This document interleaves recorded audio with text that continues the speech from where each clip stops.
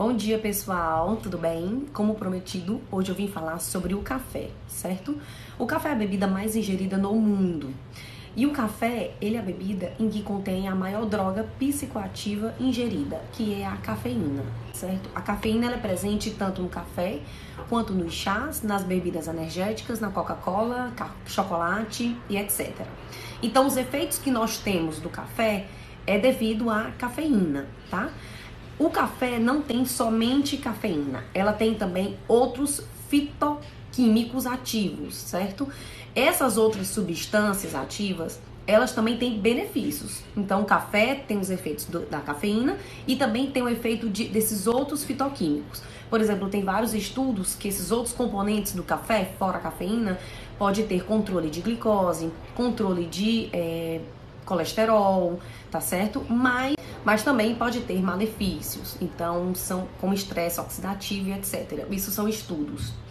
Falando da cafeína, cada bebida tem quantidades diferentes de cafeína, como eu já vou mostrar pra vocês. E a cafeína, ela pode ser influenciada por outras coisas. Por exemplo, pacientes que fumam.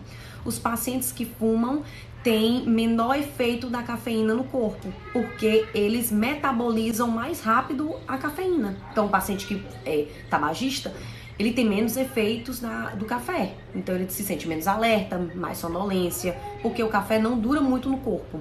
Já pacientes em que tomam anticoncepcionais, pacientes gestantes, principalmente no terceiro trimestre, o efeito da cafeína no sangue, a metabolização da cafeína é mais lenta. Então, esses pacientes, essas mulheres, elas têm maior efeito da cafeína. Continuando, quando nós ingerimos o café, a cafeína ela é completamente absorvida em até 45 minutos. E pode ter um nível máximo no sangue em até 2 horas. Então, quando a gente ingere, até 45 minutos, a cafeína do seu café está completamente absorvida e o nível máximo em até 2 horas, certo? Depois desse período, ela vai ser metabolizada, tá? Pelo fígado. O que é metabolizada? Ela vai ser digerida, ela vai diminuir os níveis da cafeína no sangue. E é feito por algumas enzimas no fígado. E cada pessoa tem um tipo diferente de modificação dessas enzimas. O que é que significa? Algumas pessoas metabolizam mais rápido a cafeína e outros metabolizam mais devagar a cafeína. O que é que isso significa? Alguns ficam com o efeito da cafeína por mais tempo e outros por menos tempo. Por isso que tem gente que bebe menos café, mas se sente muito mais disposto, porque eles metabolizam mais devagar. Em relação à cafeína, esses são os níveis de cafeína em cada bebida. No café solúvel, que é o nosso café normal, o preparado, né, em pó, em 236 nós temos 63 miligramas de cafeína.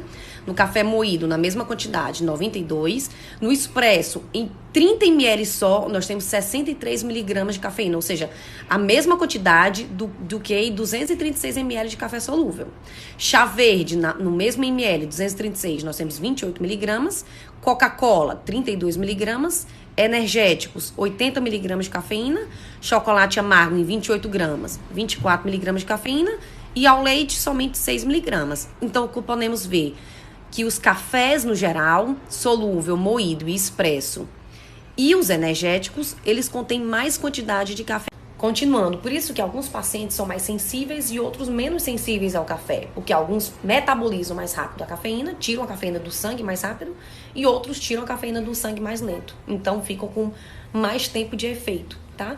E outra coisa muito importante são medicamentos. Alguns remédios antidepressivos, alguns tipos de antibióticos são digeridos, metabolizados no fígado, no mesmo local da cafeína. Então, a ingestão de cafeína junto com esse tipo de remédios pode diminuir a potência desses medicamentos, certo? Tomar cuidado. Em relação aos efeitos da cafeína, né, do café, certo? A cafeína ela dá o estado de alerta do paciente, diminui a sonolência, diminui a fadiga, porque existe uma substância chamada adenosina. Essa substância, em altos níveis, ela dá o efeito da fadiga, da sonolência. E a cafeína, a molécula da cafeína é semelhante à molécula da adenosina. Então, ela impede com que a adenosina vá agir.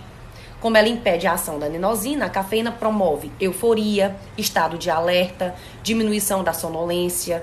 Então, esse é o principal efeito dela no sistema nervoso central, certo? Além disso, ela também, nos pulmões, a cafeína, ela tem um efeito bom em relação à apneia da prematuridade. A gente já tem essa comprovação científica. Ela pode, nos rins, agir de um efeito diurético, certo? O que é isso? Aumentar o volume de urina excretado. Por isso que vários pacientes têm a sensação de que vai mais vezes ao banheiro, tá bom? Mas não tem nenhuma comprovação científica de que vai promover uma desidratação. Também tem um efeito gastrointestinal de aumentar a motilidade intestinal. O que é que significa? O paciente pode ter mais diarreia, mais vontade de ir ao banheiro, tá certo? Tudo isso depende da quantidade de café e cafeína ingerida pelo paciente. Sabe-se que a partir de 400 miligramas já é uma dose mais alta.